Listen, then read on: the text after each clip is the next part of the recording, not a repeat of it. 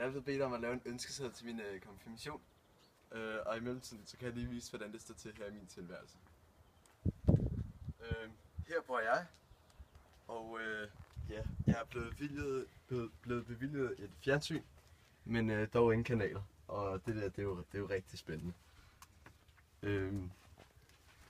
Og derfor, ja, så er mit første ønske, det er penge.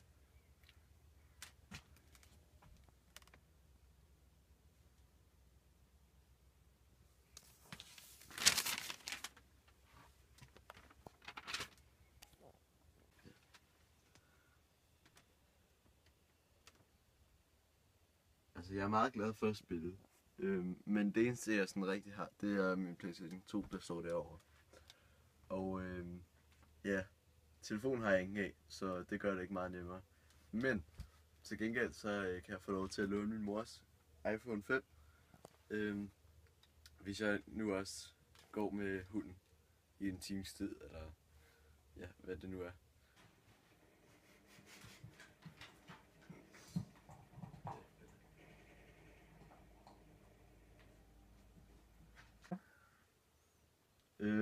Ja.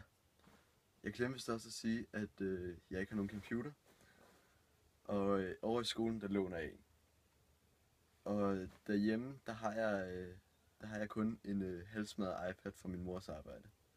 Så det hjælper jo heller ikke særlig meget på det. Og derfor ønsker jeg mig en MacBook Pro.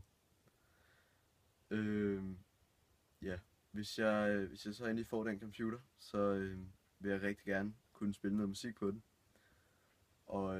Men det går jo heller ikke rigtigt, hvis ikke jeg har nogle højtalere. Så derfor ønsker jeg mig rigtig meget nogle søvnvækker højtalere. Og de må også gerne være brugt.